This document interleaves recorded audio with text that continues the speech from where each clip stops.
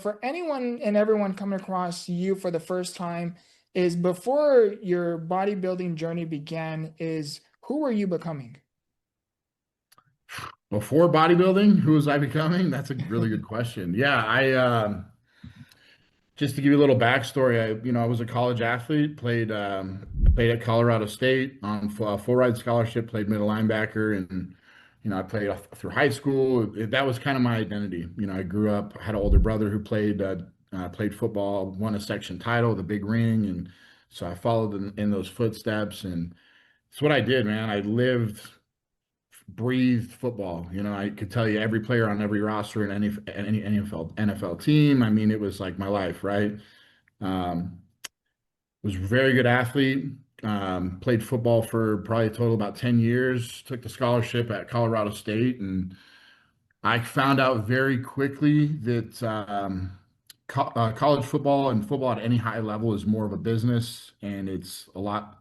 In my opinion, it was a lot less fun. The camaraderie wasn't there, and I didn't, I was an 18-year-old kid just trying to figure out how to be the best I could be. And, I moved 4 or 5 states away from my friends, my family, and basically started over. And went through a lot of challenges. So I mean, it a sport being your identity, I know that any athlete out there hearing this who's either going through it or has gone through it will know exactly what I'm talking about. But it's hard when that gets taken from you, whether you walk away or whether it gets taken from an injury or your time's up from playing. It's You really have to reinvent yourself. So I guess to answer your question, who I was becoming, probably with the decisions that I was making in my 20s post football, probably not a good person. And I don't mean from a moral standpoint, but the decisions that I was making, the choices that I were following through on instead of doing other ones were really putting me in some tough spots in life. And it took a lot of hard lessons to figure out, the right direction for me and to start making the right choices. But, thankfully we made it, Yeah. Yeah, So. you're doing phenomenal, especially like especially you being so open about your story. Like I am so appreciative for people agreeing to be on the show because it's not easy to just share your story. You know what I mean? And you shared with me that you had an interesting past and you shared right now that you were heading down not so much of a good road. Was there what the path that you were headed towards is what do you mean by that? Yeah, so I'll kind of bring it back to football a little bit. I played football from 2006 to 2014, 15-ish.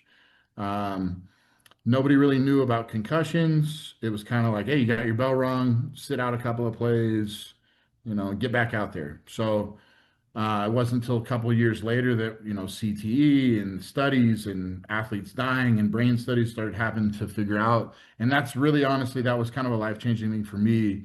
Um, Had probably a total about 10 concussions in my college career, which was Wow. short. I only played 3 full seasons until I walked away in college, and in high school I had several concussions as well. And that led me, post football and even in college, man, there was a lot of alcohol abuse. There was drug abuse. There was steroids. I mean, I saw a lot of crazy stuff. We were fighting every weekend, and it felt normal. It felt like, hey, I'm a football player. I'm the guy. Like this is what I'm supposed to be doing.